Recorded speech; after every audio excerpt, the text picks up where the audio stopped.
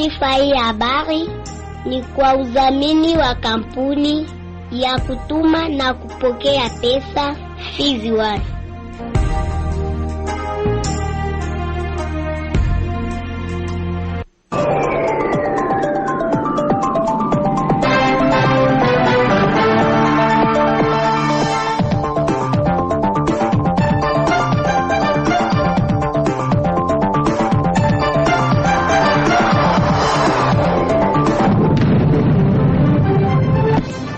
Amani ya Mwenyezi Mungu enawe mpenzi msikilizaji wa Kiswahili Radio Kivu, nukaribisha kwa mkunjufu kuweza kufuata uchambuzi wetu wa habari, uchambuzi ambao unakupigwa na habari muhimu leo hii, ripoti za wanaripota wetu kutoka sehemu mbalimbali, ukurasa wa habari za michezo pamoja na habari za kitaifa na zile za kimataifa. Msomaji wako wa siku naitwa Sudi Valente, upande wa pili kijana Merci Mbirizi anasikilia vyema dawati na mitambo msikilizaji, na kualika kwa matana na mwanzo hadi mwisho kwenye uchambuzi wa habari.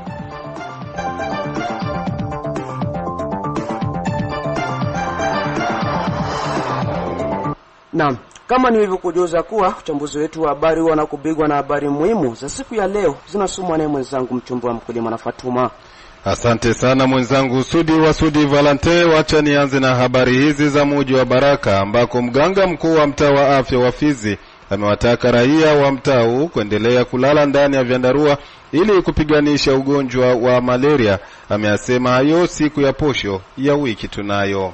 Na kule Kandali ni kwamba mwendesha pikipiki mmoja amefariki kwa kupigwa risasi naye mzalendo kwenye kizuizi cha Kandali siku ya 6 hii ya tarehe 5 mwezi huu wa 4. Kwa jambo hilo, vuguvugu la machozi ya raia mjini Baraka limekemea kwa hali ya juu kitendo hicho kwa raia asiye na hatia. Na kule Uvira ni kwamba mzalendo mmoja kufariki papo hapo, huku watu wengine 3 kujireuliwa. Hayo ndiyo matokeo ya ufyatulianaji wa risasi kati ya makundi mawili ya wazalendo mjini Uvira katika mchana wa siku ya 6 hii ya tarehe 5 Aprili mwaka 2025, na hivyo hofu nyingi kwa raia wa eneo hilo.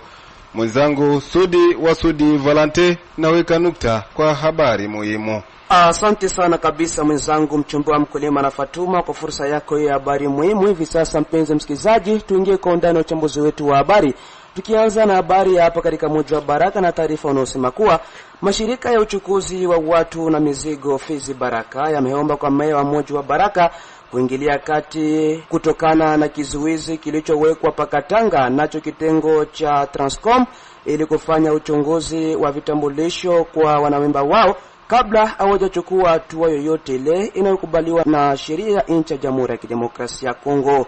Mwenzetu Izaki Mulucha Ashibe na ripoti kamili. Mashirika hayo ya uchukuzi wa watu na mizigo yametaja kupata mshangao kuona kitengo cha Transcom kuweka kizuizi eneo hilo, hasa ikilinganishwa na kipindi hichi tulimo. Kado Wasende ni coordinator wa shirika la ATPVD, anaeleza yafuatayo. Wamambre walituita wakatuambia service ya Transcom isha kuwa Katanga, na wakati wako wanafika kukamba wako wanaambiliwa kama service ya Transcom inaikala pale juu ya kwanza kukontrole madokima de bord yote ya wanamemba wote wenye wanatembea ndani ya RN5. Sisi tunaendelea kushangaa, tunajiuliza kama hii vile ya Baraka na teritwari ya Fizi iko pei ingine yenye iko Republika ya Kidemokrasia ya Kongo. Juu iko na kuwa mtu kulala kulamuka anafanya venye anapenda. Atujue kama service ya Transcom inaweza enda kuikala Katanga kwenda kutafuta madokima de boro kwa wanamemba kwa hii wakati kwanza. Na tubasema gani yenye inaweza tuma wao waikale pale Katanga juu kusumbua wanamemba wetu. Bafaransa walisema katrosetro. Raporo tuko nayo ni ya mingi yenye iko barabara. Kwa hiyo sisi tulisema hivi, ava ya kufika journée ya lendi wale watu wa Transcom waondoe kamba yabo pale Katanga, na kama ukiondoa tunaomba kwa meya wa jiji kama vile kiongozi wa mahali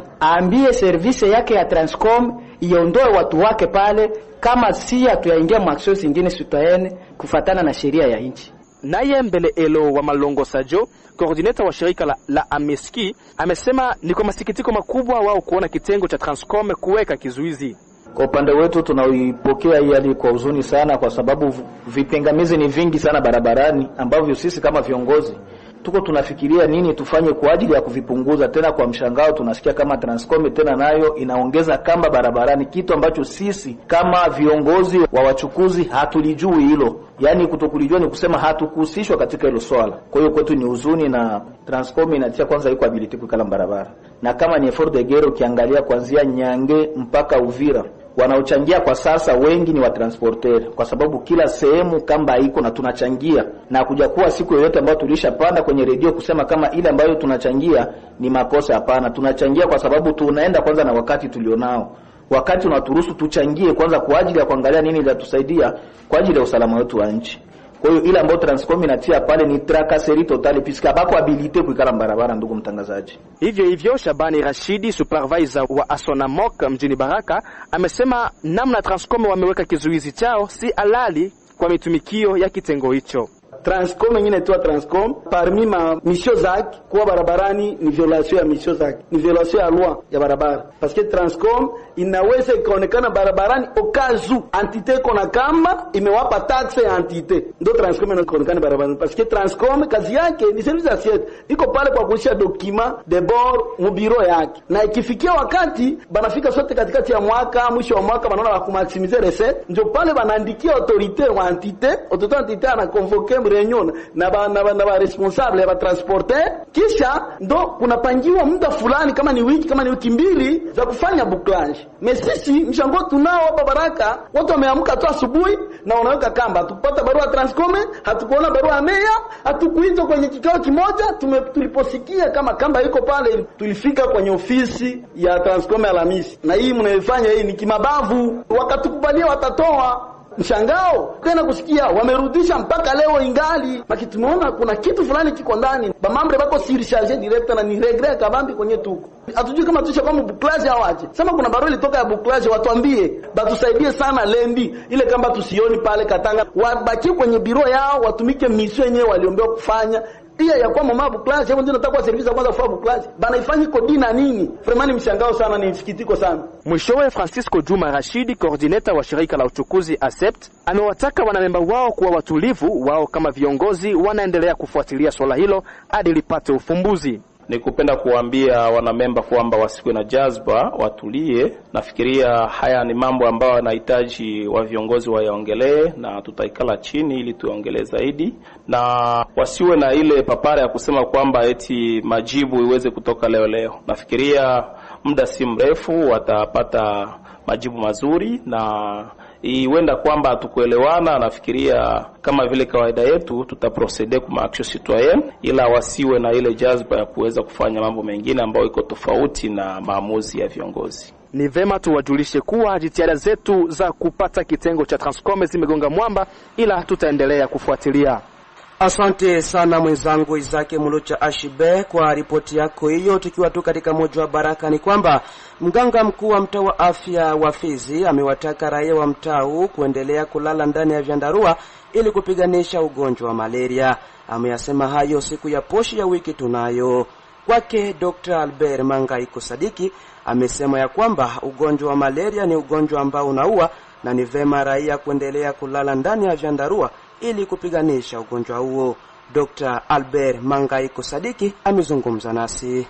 Singesema kama ugonjwa wa malaria ni ugonjwa wa kawaida, kwa kuwa hadi sasa watu wanazidi kupoteza maisha, zaidi sana watoto wenye kuwa na umri wa chini ya miaka 5. Acha niseme tunaweza tukapongeza majamaa ambayo imekubali kulala wakiwa ndani ya chandarua au mustiker. Hiyo imepunguza ukali au wingi wa ugonjwa wa malaria, na inaweza ikawa mojawapo ya sababu ambayo imefanya kwa siku ya leo kesi za wagonjwa wa malaria zimepungua na kupelekea vifo vya watoto zidi ya malaria vimepunguka. Lakini hauja ugonjwa wa kawaida, na tunapaswa kuendelea kupiganisha ugonjwa tukilaza watoto wetu au jamii zetu chini ya chandarua na kuweza kutengeneza mazingira yetu pembeni ya nyumba zetu, kuondoa yale yote uchafu au maji na takataka ambazo zinakuwa karibu na nyumba zetu. Ndio kuna mafuta fulani ambayo inaweza ikapakwa kwenye mwili na ikakimbiza mbu, lakini sisi kama vile Wizara ya Afya tunapenda kutumikisha zile mbinu ambazo zinaweza zikaokoa watu wengi mara moja. Unajua chandarua ni katika kitanda watoto hata wawili watatu wanaweza kufunikiwa, na ni gharama ndogo tukitumia chandarua kulikoni hayo mafuta ambayo yana gharama kubwa. Tukijelekeza hapo Kandali, kama mlivyojuzwa kunako habari muhimu ni kwamba mwendesha pikipiki mmoja amefariki kwa kupigwa risasi na mzalendo kwenye kizuizi cha Kandali siku ya 6 ya tariki 5 April mwaka 2025 katika manispa ya Kalunja mjini Baraka. Kwa jambo hilo, vuguvugu machozi la raia mjini hapa limekemea kwa hali ya juu kitendo hicho kwa raia. Taarifa tunazo ni kwamba yote yametokea pale ambapo mwendesha pikipiki huyo alikuwa akitokea katika kijiji cha Misisi sekta ya Nganja akiwa na abiria wake wakijielekeza maeneo ya Uvira. Habari hii imehakikishwa na vuguvugu la machozi ya raia mjini humo. Yule motara aliuawa pale Kandali, alikuwa akitokea Misisi iko naelekea Uvira, na bazalendo ndio walimuua. Na biko bale walikuwa pale kukama, ni bazalendo walikuwa toka kumoto wenyewe watokea kubaraka, na wakati walipofika pale apre mara alikuwa amemshiwa maabiria wakalipa pesa, sababu wale walikuwa wakilewa, walikuwa na intimidation walifanya mbele wale maabiria na motari. Na motari akajivia na pale mueta ya Ivres bakapiga ule motari masasi akakufa, vraiment alikufa, na maabiria ndio walibakia na maiti iko deja hospitali pale Doba. Hakuna intervention hata moja. Usave hii mouvement ya bazalendo on sait pas qui est chef, qui contrôle qui. Na ule mwalifa vile alikimbia na wenzake wakumfuatilia, vraiment alani vikali ile ma circonstances ile. Ndio avec ile circonstance vraiment tunarekomande mouvement ya bazalendo yangalie gisi ya kurenforcer kwanza discipline mu bazalendo benzabo.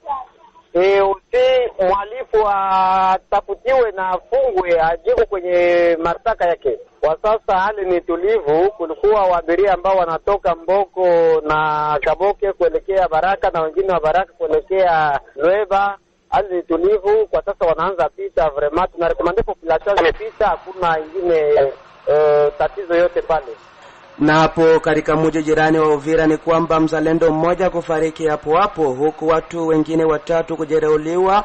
Hayo ndiyo matokeo ya ufyaturanaji wa risasi kati ya makundi mawili ya wazalendo mjini Uvira mchana wa siku ya 6 ya wiki tunayo tarehe 5 Aprili mwaka 2025, na hivyo hofu miongoni mwa wananchi imeendelea kutanda mahali hapo. Kutokana na uzito wa tukio hilo, Radio Kivu imejaribu kuzungumza na notable Andre Biadunia Mashaka ambaye ametoa picha halisi ya lilivyokuwa. Effectivement, masasi yenye mlisikia mvile hapa ya Uvira vers 12h 12h30 iko lié. Il faut d'abord niambie watu kama jana kulikuwa reunion ku gouvernorat ya province yenye ko na siège provisoire hapa Uvira entre Bacteria ya Nouvelle Société Civile na gouverneur par intérim, na aussi représentation ya wazalendo fulani notamment René na delegation wana Makanaki, ili kwenda kuzungumza sur la perception na kupitisha mamarchandise bila kudedouaner ku frontiere, na walisema kwamba wao hawahusiki na wangependa wajue wanani wako wanaenda kufanya ile kitu kujina yao. C'est comme ça Makanaki alisema yeye afaa jue nani kabisa iko anaenda kupercevoir na kuharibisha jina lake. Alors jana jioni kwa avenue Uvira, jana ça veut dire le 4 kwa avenue Uvira, kuna entrepreneur mmoja ambaye alikuwa anapakua mizigo yake pale, kukajitokeza mwenzetu mmoja ambaye wanamuita Emer Robota, ni mloko yake ya ministre honoraire bwana François Robota. Alors akajitokeza pale akauliza yule kijana kama alipakua namna gani, je alidedouaner, akamwambia mpatie yake kama yao sehemu, sijui des histoires comme ça. Kiana akasema mimi niko mtumishi, bosi haiko na twende. Wakamfunga. Asubuhi wakakuya wakampatia order apane kama saki ngapi ya bunga na amande ya kiwango ya franga na waza $100. Akasema mie haiko mimi ndio naweza fanya ile bosi mwenyewe. Hata hivyo Andre Biadunia Mashaka aliendelea kutaja kuwa ni katika mazungumzo ndipo mzalendo wa upande wa Buiru akamfyatulia risasi mzalendo wa upande wa Makanaki na kufariki hapo. Alors hatujui nani alipatia Makanaki habari kwamba kuna mtu iko na percevoir vile iko na rançonner population. Ndo Makanaki akatuma jeshi lake waende wamwambia aje kwa mazungumzo, aje wamsikilize yeye ni nani na mambo mengine. Alors alikuwa shakwa kwenye gari anaanza kutoka, wanajeshi wa Makanaki walipofika wakamwambia basi bwana uteremke twende. Maile kukataa, alikuwa na wanajeshi ndani ya gari. Wanajeshi wakaanza kupiga masasi, wakaumiza, hawakuumiza, yani masasi walimpiga na waza wanasema ni estro wa Makanaki, lakini masasi haikumkamata. Ndo wakatoboa, wanajeshi wa Makanaki wakatoboa mapne ya gari. Alors Nene kwa parazar masasi na ikamkamata kwenye, nasikia ni kwenye mgongo, sijamuona kwenye mgongo na mambo mengine. Wakampeleka kwa Makanaki. Makanaki akasema hapana, d'abord mpeleke kwa hospitali, mengine tutaijua hapo. Alors wakati upande wa bwana Kashumba ambaye ule Nene alikuwa anaenda na percevoir ile pesa vile ulisikia, ndo nao walitoka wanasema twende tusikie pourquoi banapiga mzetu masasi. Na furahia tu namna walikuja wanakuwa na hasira, lakini walipofika Makanaki aliwaambia tutapigania bure, mwache ni explique. Alianza kuexplique na wakaelewa. Alors maile masasi kwanza ambayo ilipigwa kukaumia wasivile wawili, yani tunakuwa deja na 3 blessés, Nene comme Mzalendo na des civils, mais aussi pendant que biko banaongea maintenant mtu mmoja wa coalition akakamata bunduki akapiga mwanajeshi mmoja wa Makanaki risasi na akafa pale. Donc bilani ya 3 blessés dont un Mzalendo ni Nene na des civils waliumizwa kwa miguu, wako kwenye hospitali general de référence, na ule Mzalendo mmoja ambaye amekufa. Alors hatujajua mengine, na hiyo gari ambayo imekuwa endommagée wengine hatuyaiwa. Mwishowe Andre Biadunia ameomba kwa wazalendo kuwa na utaratibu na uongozi utakaoongoza kila mmoja wao na sio kila mtu kuwa kiongozi. Alors mimi niko nasema kila siku kwamba yafaa tufikie kwenye hatua ya kufanya coordination moja ya wazalendo. Haya mambo ambayo tunapitia leo, tuko tunapatia adui akili za kumfungula akili na kusema kwamba hawa watu tunaweza kuwakamata mateka. Ndio maana ningeomba coordinateur kama ni representant national wa wazalendo bwana Bitakwira arudie tena aje kutusaidia ile kazi. Sisi hatuna monopoli kwa wazalendo, tunaweza kuwaambia wakatusikia, lakini yeye ndiye mission yake inakuwa nayo ile. Na hata kwa kupigana vita huko kwa Manyola hawataenda kupigana mdesordre bila kufanya coordination moja. Ile vraiment ni ombi langu, Fizi Uvira tuone mbali. Wazalendo ndo wanatutetea, na kama wanatutetea mu diversite bila kuwa na coordination moja tutakuwa waperdant. Na msikilizaji, ikiwa kabisa ndo bado unakuja kujiunga nasi, nikukumbushe ya kwamba unaendelea kufuatilia uchambuzi wa habari za kijamii Kivu kwenye mita 93.0 FM. Kampuni Fizon Baraka, Mboko na Misisi ni rahisi kutuma na kupokea pesa cash pote ulimwenguni bila usumbufu. Hivi sasa ni habari za wanaripota wetu huko Irumu ni kwamba wakulima 8 wameuawa kwa kupigwa risasi nalo kundi la ADF nalo ndani ya usultani wa Walese Vonkutu siku ya 5 ya wiki tunayo tarehe 4 Aprili mwaka huu. Kulingana naye Christophe Munyanderu, mwanaharakati wa haki za kibinadamu maeneo hayo, amesema kuwa watu 3 wameuawa maeneo ya Tikwambelele na wengine 5 wameuawa kwenye maeneo ya Abulembi. Maeneo yote hayo yakipatikana ndani ya kijiji cha Idoi kama alivyotoa picha halisi ya alilivyokuwa. Hao wahuni wanaozaniwa kama ni wahuni wa Uganda ADF waliweza kuwaua watu 5 kunako mji ya Idou ndani ya shamba, na hao watu waliweza kukutwa wakiwa wakifanya kazi zao za shamba, na tunakuwa na idadi ya watu 8 ambao waliweza kuuawa, na 3 waliweza kuuawa kunako mashamba zinazopatikana Tikwabalele, na 5 waliweza kuuawa mahali ambapo kunaitwa Abulembi, na mili 3 ziliweza kutoshwa porini na waraia, na kwa neema waliweza kuwafikiza kwenye mji ya Idou, na hizo 5 za Abulembi mpaka sasa zichingaliki kule. Na ndio maana tunasema kwamba hiyo inaweza kuleta tena kuhimiza wakuu viongozi ya jeshi letu la Kongo kujua kwamba adui anaendelea kuwa akizunguka ndani ya pori ya Walese Vonkutu, na zaidi sana kwa hao majeshi ya Uganda UPDF, kwa sababu wao pia kuja kwa Kongo ili waweze kuja kupiganisha adui, lakini inaonekana kwamba wameweza kusahau kazi ambayo iliacha wanakuja huku. Hakuna hata hizo duria ambao wako wanafanya ili waweze kuona namna gani ya kuweza kufuatilia adui ili waweze kumtia mbali, na zaidi sana ombi letu sisi kama raia ni kuona namna gani waweze kuwamaliza. Katika habari za kitaifa, amewasili mjini Beni, jimboni Kivu ya Kaskazini, waziri wa mambo ya ndani Jacques Shaban Ijumaa ya tariki 4 Aprili mwaka 2025, huku lengo kuu ya ziara yake ikiwa ni kujionea mwenyewe hali ya usalama na kukagua serikali mpya ya jimbo iliyowekwa mahali hapo. Mengi zaidi na Safari Almasi Limetinwar ndani ya studio.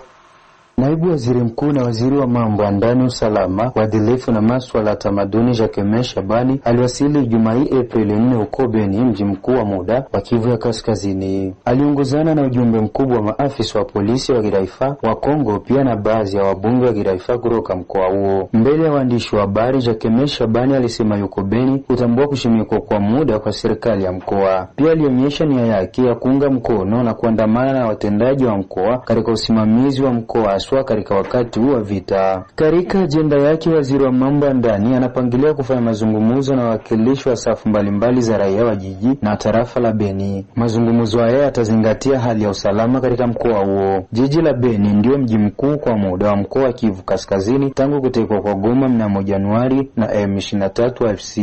Wakati hayo yakijiri, upande wa Walikale ni kwamba bendera ya nchi ya Jamhuri ya Demokrasia ya Kongo inapepea kwenye ofisi ya tarafa ya Walikale yapata siku 3 sasa. Hiyo ikiwa ni ishara tosha ya kurudi kwa uongozi wa mahali hapo kisha kuondoka kwa M23 AFC na washirika wake wa Rwanda Jumatano tariki 2 Aprili wakati wa mapambano na jeshi la taifa ya FARDC likisaidiwa na wazalendo. Harakati za kijamii na kibiashara zimeanza kurudi kwa uhafifu Ijumaa 4 Aprili pasenta Walikale, ambako ni makao makuu ya tarafa hilo mkoani Kivu ya Kaskazini, wakati M23 ulipoondoka katika eneo hilo lililolishikiliwa kwa muda takriban wiki 2. Wakijielekeza katika tarafa Masisi walipotokea M23, raia wa mahali hapo wanaelezea kufurahishwa kwao, huku wakirai kuwa wanaweza sasa kupumua na kuishi vizuri. Wamebainisha hiyo na harakati wa shirika za kiraia. Wakaaji wanahakikisha kurudi kwa FARDC na wazalendo ambao kwa sasa wanamiliki mji huo. Usafiri na visoko vidogo vidogo vimeanza kurudi na raia mmoja waliokimbia wameanza tena kurudi. Raia wanaomba kwa serikali ya Kongo kuzidisha vikosi kwa ajili ya kuwapa matumaini. Shughuli za shule bado kuanza, vile na shughuli za uchimbaji madini katika migodi ya BC haijaanza. Ni hayo tu kama habari za kitaifa kwa siku ya leo.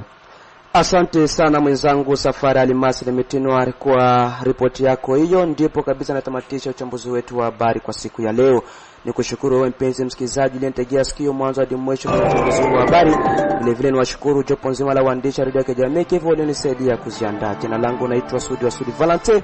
Upande wa pili kijana Mercy Mbiris alikuwa kwenye dawati na mitambo. Tukutane kwa mara nyingine. Bye bye.